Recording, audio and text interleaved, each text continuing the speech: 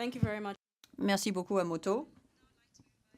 Je voudrais maintenant inviter Philippe Jaillard qui va nous parler de la faisabilité de l'établissement d'un centre d'excellence régional. Good afternoon. Bonjour. En français, pour modifier un petit peu l'ambiance sonore, pour mettre un petit peu d'exotisme aussi, peut-être, dans cette salle, et puis pour soulager les interprètes. Merci. Donc, alors, je vais vous présenter le travail qui a été réalisé avec la communauté est-africaine pour la création d'un centre régional d'excellence en gestion logistique pour les produits de santé.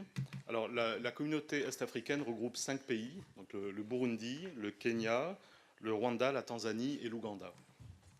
Alors, ce centre a été voulu par la communauté est-africaine pour contribuer à la professionnalisation de la gestion logistique, en partant du constat que la faiblesse des systèmes logistiques était due à l'insuffisance, aux capacités insuffisantes du personnel qui était impliqué.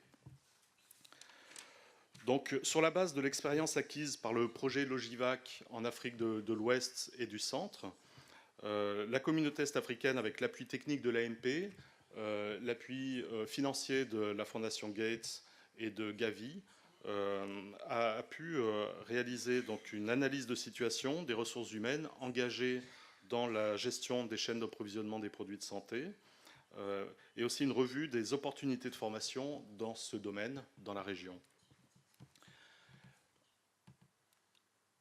La méthode utilisée donc, a été adaptée de la méthode développée par le projet USAID Deliver et du référentiel de compétences qui a été développé par People That Deliver. Les résultats de cette évaluation ont été discutés ensuite au cours d'un atelier régional qui a regroupé les 5 pays de la communauté est-africaine et qui a permis de proposer des recommandations sur les étapes suivantes. Alors, bon, ça c'est une présentation assez globale de la méthode utilisée qui a permis à la fin d'identifier l'écart entre les compétences qui étaient requises ou les compétences attendues et les compétences enseignées au cours des formations initiales des différents personnels de santé qui ont pu être identifiés comme intervenants dans la chaîne d'approvisionnement des produits de santé dans chacun des 5 pays de la région. Là, je vais vous présenter une synthèse des résultats de cette évaluation. Donc, tout d'abord, en ce qui concerne l'organisation des chaînes logistiques dans les différents pays. Alors, on dit bien les chaînes logistiques, puisque dans chaque pays, on a plusieurs chaînes logistiques, peut-être pas pour chaque produit de santé, mais en tout cas, on a remarqué que dans chacun des pays, et ça c'est assez universel, on va dire, dans les pays en développement, c'est que la chaîne logistique des programmes de vaccination est un fonctionnement parallèle. On a pu constater une certaine centralisation des chaînes d'approvisionnement au niveau des départements ou des directions centrales de la pharmacie et des médicaments. Parfois, certaines chaînes d'approvisionnement étaient gérées directement par les grands programmes de santé publique. Une implication aussi importante des centrales d'achat, des centrales d'achat des médicaments essentiels, qui intervenaient aussi parfois dans la gestion des produits de certains programmes de santé publique. Alors, une implication très variable selon les pays, puisqu'il pouvait s'agir soit juste au niveau central, donc très limité au niveau géographique, ou au contraire, une distribution des produits de santé, enfin, tout le processus de quantification jusqu'à la distribution des produits de santé jusqu'aux formations sanitaires, selon les pays. Alors, on a pu aussi donc, identifier les systèmes de maintenance des équipements biomédicaux, puisque chacun des pays disposait d'ateliers centraux, de direction des infrastructures, des équipements et des maintenances pour la gestion des équipements biomédicaux, mais que d'une façon générale, les pays ne disposaient pas de ces démembrements au niveau départemental et encore moins au niveau des districts, même si des techniciens biomédicaux intervenaient au niveau des districts, au niveau des hôpitaux de district principalement. Donc voici un peu les résultats pour l'organisation des chaînes logistiques dans chacun de ces 5 pays. Alors en ce qui concerne donc, les ressources humaines impliquées dans les chaînes d'approvisionnement des produits de santé, alors au niveau central, donc dans la plupart des pays, les pharmaciens interviennent de façon prioritaire et gèrent les chaînes d'approvisionnement de ces produits de santé. Au niveau départemental, au niveau intermédiaire, on retrouve les pharmaciens qui gèrent ces chaînes d'approvisionnement et parfois aussi au niveau des hôpitaux de référence, même dans certains pays au niveau des districts. Les assistants de pharmacie sont très présents, surtout dans certains pays comme au Burundi, qui ne dispose que de très peu de pharmaciens.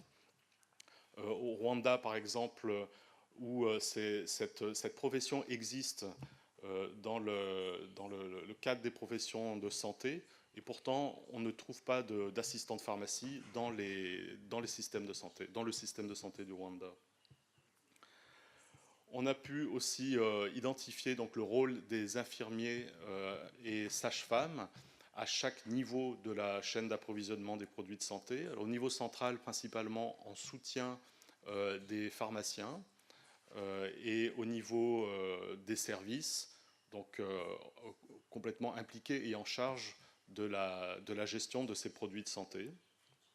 En ce qui concerne la vaccination, on a peu de pharmaciens impliqués dans la gestion logistique des vaccins, mais des techniciens de santé publique. Et puis, encore une fois, on voit les infirmiers et les sages-femmes qui sont présents à chaque niveau de la chaîne logistique des vaccins dans chacun des 5 pays. Alors, en ce qui concerne la formation, donc, on s'est intéressé à la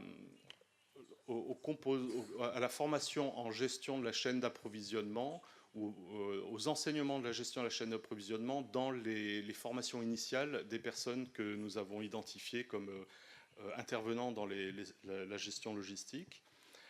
Les pharmaciens reçoivent, dans la plupart des cas, quelques enseignements en gestion logistique, mais c'est vraiment très limité. Parfois 1 ou 2 modules qui ne dépassent pas 50 heures sur l'ensemble de leur formation. Pour les sages-femmes et les infirmiers, les enseignements sur la gestion de la chaîne d'approvisionnement sont encore plus limités. Et d'une façon générale, dans les formations initiales, on ne trouve que très très peu d'enseignements sur la gestion logistique des vaccins, la gestion de la chaîne du froid. Alors, à contrario, on retrouve l'ensemble de ces personnels qui est impliqué dans la gestion logistique de la vaccination a reçu des formations courtes qui sont proposées en nombre relativement important dans chacun des 5 pays. Toujours en ce qui concerne la formation, donc les écoles de pharmacie, chaque pays dispose d'une ou plusieurs écoles de pharmacie, sauf le Burundi. Et donc ces écoles de pharmacie essayent d'intégrer de plus en plus de modules sur la gestion logistique, avec l'aide de certains partenaires notamment. Et on a pu aussi donc identifier l'intervention et l'intervention de différentes organisations non gouvernementales et d'institutions du secteur privé qui interviennent aussi dans la formation de la gestion de la chaîne d'approvisionnement, mais généralement sous la forme de formation courte. Et enfin, l'autre constat, c'est qu'on a pu identifier un manque très important de formateurs spécialisés dans le domaine de la chaîne d'approvisionnement.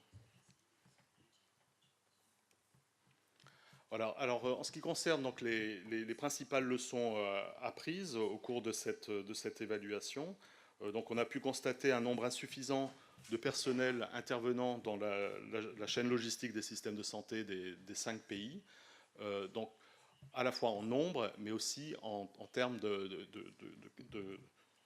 qualité, enfin de compétences dans la chaîne d'approvisionnement, donc insuffisamment formés. On a pu aussi identifier donc, un manque de capacité de formation de la part des institutions nationales ou des institutions de formation qui sont du secteur public, mais aussi du secteur privé, avec l'inexistence de formations professionnelles pré-service en gestion de chaîne d'approvisionnement des produits de santé, même si des formations courtes existent et sont fournies régulièrement et souvent de façon ad hoc dans les pays, donc dans l'absence d'un plan de formation global. Et enfin, donc, on a pu mettre en exergue ce manque de formateurs spécialisés et capables de renforcer les capacités du personnel présent. Ainsi, pour répondre aux défis que les ressources humaines engagées dans la logistique de santé connaissent, il est nécessaire de mettre en place des activités de renforcement des capacités du personnel en logistique de santé, mais aussi des activités, des initiatives régionales, enfin nationales, qui visent à améliorer l'environnement de la logistique de santé.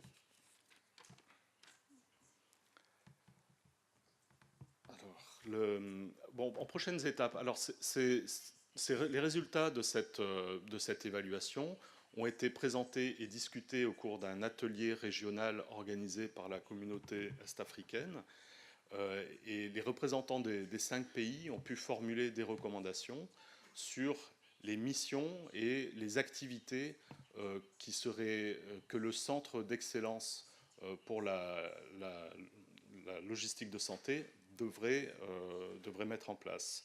Alors parmi les missions, certaines concernant la formation et le renforcement des capacités ont été donc formulées. Il s'agirait de fournir une offre de formation qui soit complémentaire, donc à la fois en formation initiale et formation en cours d'emploi, sous la forme de formation en présentiel, de formation à distance, pour pouvoir améliorer l'accès de ces formations à l'ensemble du personnel qui en aurait besoin dans les 5 pays de la région, mais aussi de contribuer à la reconnaissance de la profession de la logistique de santé pour permettre d'améliorer l'environnement de ces professionnels donc, au sein de leur système de santé. Alors, il a été identifié aussi toute une liste d'activités qui devraient être réalisées par ce centre de référence.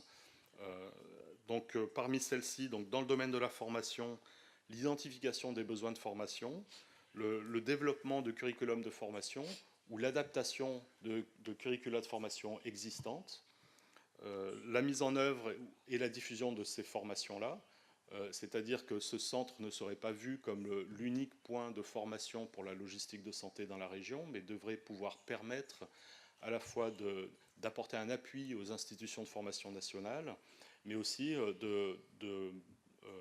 d'utiliser les organisations présentes sur place, y compris dans le secteur privé, qui pourraient contribuer à former le personnel en place. Et donc, autre rôle de ce centre, c'est d'agir comme de coordonner ces activités de formation et aussi de pouvoir fournir une assurance qualité des formations qui seraient dispensées au niveau des instituts de formation. Dans le domaine du développement de la communauté de pratique des logisticiens de santé dans la région, il a été évoqué comme activité de ce centre donc de favoriser le partage des bonnes pratiques entre ces professionnels et de favoriser l'utilisation et l'introduction de dispositifs innovants, de techniques innovantes auprès des différents pays. Et enfin, que ce centre devrait pouvoir aussi développer des activités de recherche opérationnelle et fournir de l'assistance technique aux pays de la région.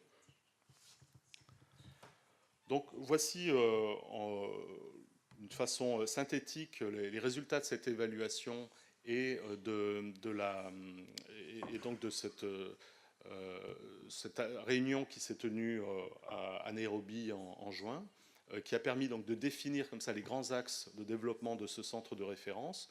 Certaines activités ont été identifiées pour être menées à court terme. J'en ai listé juste quelques-unes pour mettre un peu peut-être l'accent et pouvoir justement ouvrir un peu cette discussion sur la nécessité de développer une stratégie de formation qui en réalité va dépendre énormément du plan de développement des ressources humaines de chacun de ces pays et de cette vision régionale aussi qui devrait être appliquée et qui, on l'a vu, devant la diversité du personnel impliqué, puisque certains sont impliqués à plein temps, d'autres par contre dans une petite fraction de leur temps, les besoins de formation seront très différents et devront nécessiter des activités qui sont très complémentaires et en utilisant l'existant.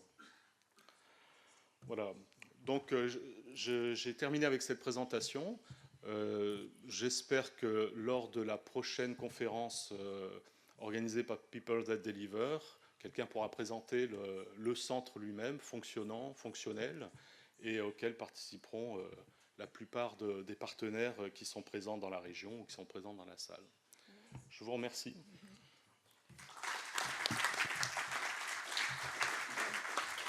Thank you, Philip. We also Merci Philippe. Nous avons les mêmes espoirs que vous.